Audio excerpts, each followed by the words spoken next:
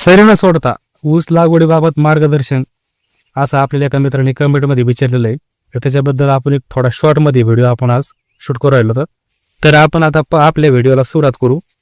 तर आपण सुरुवातीपासून सांगू की आपण कशी सुरुवात केली होती ऊस लागवडीची. आपण पण युट्यूबलाच बघून थोडीशी इकडे तिकडे मार्गदर्शन घेऊन आपण लागवड केलेली. तर सुरुवातीपासून आपण मला वाटतं लागवड केलेली आपण डिसेंबर किंवा जानेवारीच्या आसपास. तर आपण दिवाळी झाल्यानंतर यातली जी सरकी होती ही सरकी आपण तिचा रोटा मारून आपण तिचा भोगा केलेला आहे खाली. नंतर आपण नांगरट काढलेली. तर नांगरट काढून आपण काही 15 दिवस किंवा हा असं काहीतरी झाले असते. 15 दिवसानंतर आपण नांगरट काढल्यानंतर त्याच्यामध्ये आपण रोटा आणलेला आहे. दुसऱ्या काही मोगडा बेडा काही नाही आणला, आपण रोटा आणला. आणि रोटा आणल्यानंतर ज्यावेळेस आपलं रान एकदम प्लेन झालं तर त्यावेळेस आपण सरी कशामुळे पाडली. तर सरीने पाडायचा उद्देश आपला त्याच्या मागचा असा होता की आपण बरेच ठिकाणी मी थोडंसं बघितलं होतं का जी सरी आपण खोडर पाडतो जुन्या पारंपरिक याच्यामध्ये गुड घेतलेली सरी आपण पाडत असतो. त्याच्यामध्ये आपलं काय होतं, सरी पाडताना आपलं जे रेझर जे खाली शिरतं तर ते जे आपण खोलून पाडतो त्याचे काय होतं, जी खालची जी माती असते, जी नापीक माती असते म्हणजे सुपीक माती असते ती त्या रेझर मग साईडला जात असते. आणि आपण जे खाली जी जवळपास 1.6 फूट आपण सरी पाडतो त्याची खालची जी माती असते का ती थोडीशी त्या ठिकाणी निबर माती असते. म्हणून आपण त्या टेपर जावा नाही आणि आपण ज्यावेळेस पायाने दाबतो तो ऊस तर ते आपल्या वजनाच्या हिशोबाने काही जे 1/2 फूट आपले ऊस त्याच्यातून खाली जात असतो. तर त्या हिशोबाने आपला ऊस जास्त खाली जावं नाही आणि लवकर वर यावं म्हणून आपण ती सरी पाडी नव्हती. हे झालं आपलं सरीचं उदाहरण नाही पाडायचं. तर आपण नियोजन असं केलं होतं का आपण स्टार्टिंगला 2 सबलेन टाकलेल्या. तुम्ही मागच्या व्हिडिओमध्ये जर बघितलं असलं किंवा तुम्ही जाऊन बघू शकता.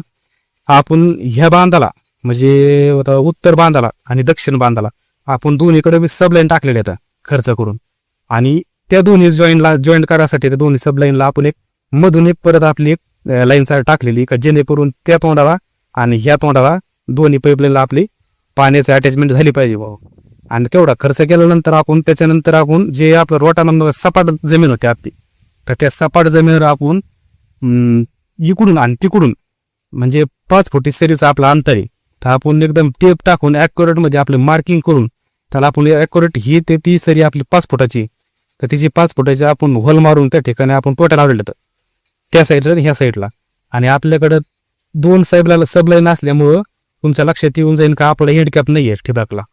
इकडून पण ठिबक जोडलेलं आहे तोंडाला आणि तिकडून पण जोडलेलं आहे. त्याच्यामुळे हेडकॅपचा विषय राहिलेला नाहीये. आणि आपण PFC ठिबक वापरलं होतं सुरुवातीला म्हणजे पहिल्यापासून वापरलेलं आहे.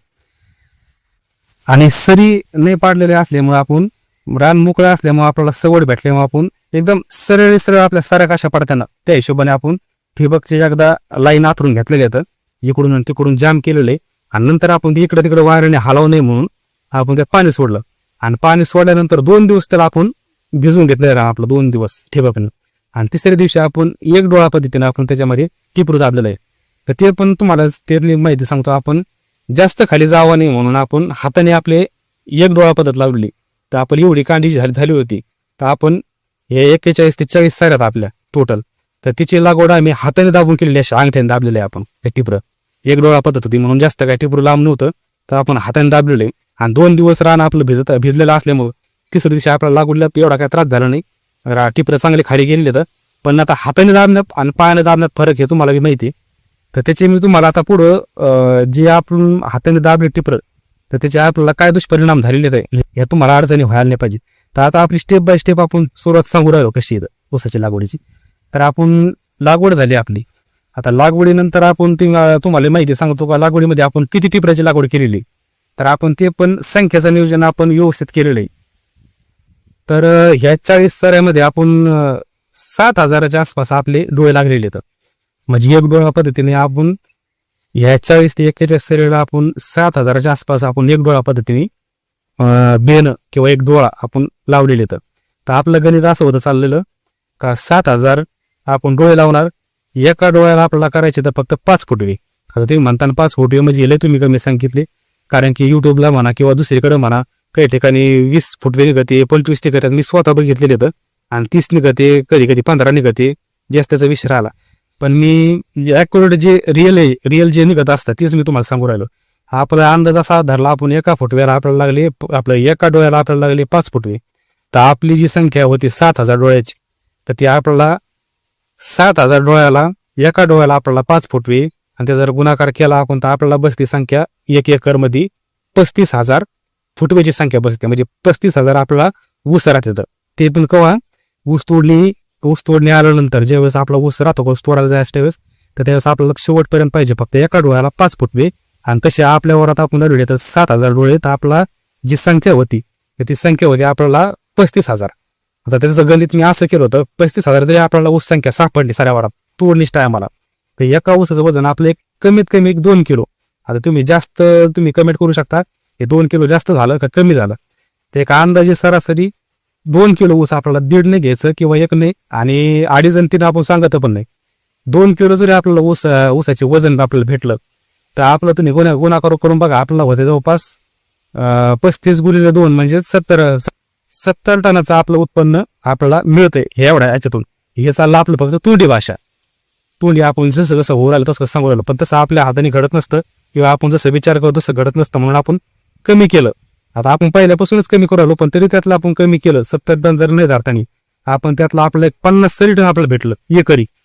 तर तुम्ही म्हणता मग 50 टन एकरी तुम्हाला भेटतं तर तुम्ही अशी लागवड करायचं कारण काय, किंवा मग तुमचं खताचं नियोजन तुम्ही एवढं 5 फुटे सरी पाडली त्याचा काय उपयोग. तर आपण हे फक्त प्रॅक्टिसवर केलेलं आहे. मी काय याचा अनुभव नाही मला काही, मी शेती फक्त आता प्रॅक्टिस म्हणून म्हणजे नवीन शेतकरी असल्यामुळे मी जसं मला कळत चालत तसं मी शेती करायचा प्रयत्न करतोय.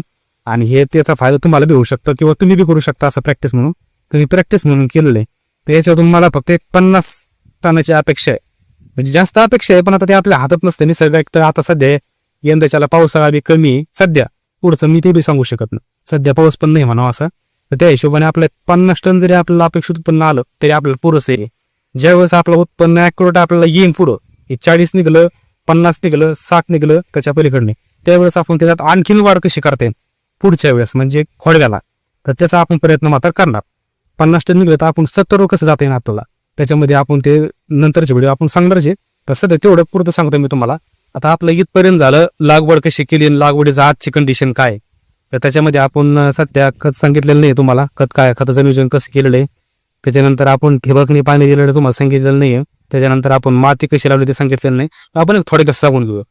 तर आपलं ठिबकने आपण जवळपास 2 महिने ते 2.5 महिने, जानेवारी फेब्रुवारी थंडीचे दिवस होते, तर 2 महिने आपण ठिबकवरच केलेलं. आपलं पाण्याची गरज पिकाला कमी होती. आपल्याला भरपूर पाणी आहे पण पिकाला पाण्याची गरज कमी होती, ऊन जास्त पडत नव्हतं, त्याच्यामुळे आपण ठिबकवर भागवलं.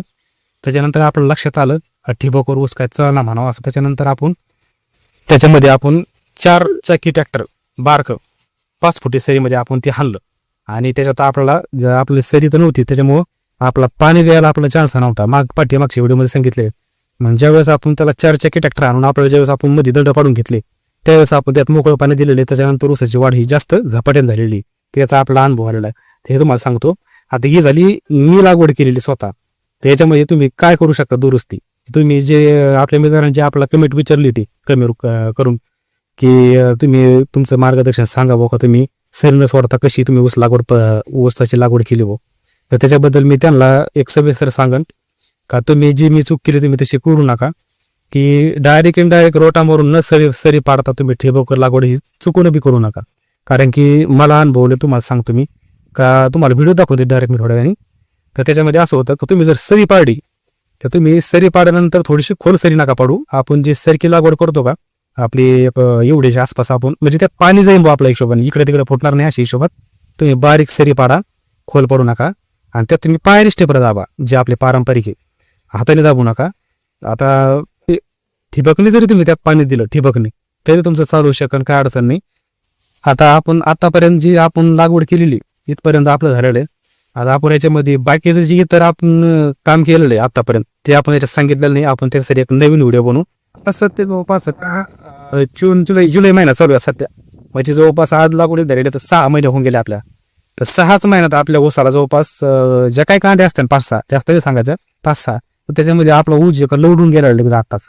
ही माती लावलेली असते ना बरं का, माती लावलेली आपण भरपूर चर्चा केली, तरी पण आपला ऊस का आता सध्या पडायला आहे फक्त 5 ते 6 कांद्यामध्ये. ही मला मोठी अडचण आहे सध्या, कारण की आजच्या घडीला मी जुलैमध्ये बोलतोय व्हिडिओमध्ये. आणि ज्यावेळेस आपला ऊस आता वाढणारच आहे, ऊस का कमी वाढणार नाही आपला, तर ते ऊस वाढल्यानंतर किती पडणार आहे याची मला आताच शंका आहे आज, किती पडतो किती नाही. तर ही चूक माझ्याकडून झालेली का ती आपण नसरी पाडता ऊस लावल्यामुळं. जर तुम्ही लागवड तशी करणार असला तर तुम्हाला हे मात्र तुम्हाला संकट पुढे येणार आहे का. 7-8 कांड्याला ऊस असताना ऊस लावून आहे, कारण की त्याला म्हणावं अशी त्याला माया नाही. त्याच्यामुळे तुम्ही लागवड तुम्हाला जर मार्गदर्शन द्यायचं म्हणलं तर मी तुम्हाला सपशेल एक सांगा, सरी तर तुम्हाला पाडात लागणार आहे. फक्त एवढंच करायचं आपल्याला की जी मी तंत्रज्ञान जे मी अवलंबलं होतं, म्हणजे कसं का आपली जी सुपीक माती ही सरी पाड आपण खोल सरी पाडल्यामुळे आपली सुपीक माती जी वर येते आणि खाली जे आपण निबर मातीत लागवड करतो तर तसं व्हावं नाही म्हणून त्याला तुम्ही स्वतःनी की जास्त खोल सरी न पडता आपण सर्किल जे लागवड करतो ना आपण आपली ओलीशी एक 6 इंच किंवा अर्धा फूट आपण जी सरी पाडतो, सरी फक्त आपल्याला त्यात पाणी आपलं इकडे तिकडे जाणार नाही. ह्या कोपऱ्याने आपण दण पाडल्यानंतर किंवा ठिबकणी, तुम्ही जर ठिबक असं तुम्ही अजून चांगले सरी फक्त एवढी खोल पाडा का फक्त पाणी त्यातलं इकडे तिकडे जाणार नाही, अशा हिशोबात सरी पाडा. त्यात तुम्ही असं करू शकता, संख्येचं नियोजन मी तुम्हाला जसं सांगितलं तसं एकरी तुम्ही एक 6,000 ते 7,000 रोप किंवा तुम्ही एक कांडी जर पद्धत लावणार असाल रोप लावा किंवा कांडी लावा, त्याच्याबद्दल मला काही दुमत नाही. कांडी लावणार असाल मायावानी तर तुम्ही एकरी मध्ये 7,000च्या आसपास तुम्ही कांडी लावा, म्हणजे 1 फुटावर तुमची कांडी पडणार 1 फुटावर, त्या हिशोबात असं अंतर 5 फूट ठेवा. 1 फुटावर अंतर लावा. आम्ही सांगितल्याप्रमाणे एका जरी तुमच्या डोळ्याला शेवटपर्यंत 5 जरी तुम्हाला ऊस दिसले तोडणीष्ट आम्हाला अजून 12 महिन्यानंतर तर तुम्हाला तेवढं पुरेसे आहे. कारण की तुम्हाला 70 टनाचा आवरेज तुम्हाला भेटू शकते, म्हणजे मी सांगतो म्हणून नाही, पण एक एवढ्या आकडेवर जर तुम्ही केली ना सरासरी तर तुम्हाला 50-60 टनच्या आसपास तसं जाणार. कारण की सध्याचं आमचं इकडचं आवरेज आहे 35 ते 40 टनाचा आवरेज आहे. तर त्याच्यामध्ये आपण त्यांच्या हिशोबाने जर पाहिलं तर 40 त्यांचं 30 टन आणि आपण 50 ते सध्या आपण अपेक्षा करू तर 20 टनाचा आपल्या याच्यामध्ये आपल्याला अपेक्षा जास्त आहे. म्हणजे आपण जी लागवड केली त्याच्यामध्ये आपलं 20 टन एक्स्ट्रा भेटच राहिलं तर इथपर्यंत झालं आपलं. त्यांच्या एक कमेंटसाठी आपण त्यांना एक थोडंसं जास्त नाही पण एक थोड्याशा प्रमाणात आपण त्यांना एक मार्गदर्शन दिल्यासारखं आपण. आता आपला आधीच व्हिडिओ जास्त लांब झालेला आहे आणि मोठा झालेला आहे, त्याच्यामुळे जर ह्या व्हिडिओमधून जर कोणाला जर याच्यातले प्रश्न जर नसले समजले किंवा आणखीन जर काही प्रश्न असले तर त्यांनी कमेंट करून विचारा. मी त्याच्यावर आपण आणखी एखादा व्हिडिओ बनवू, म्हणजे आपल्याला थोडंसं जे ऐकणारे जे बघणार आहेत त्यांच्यासाठी थोडंसं सोयीचं जाईल असं.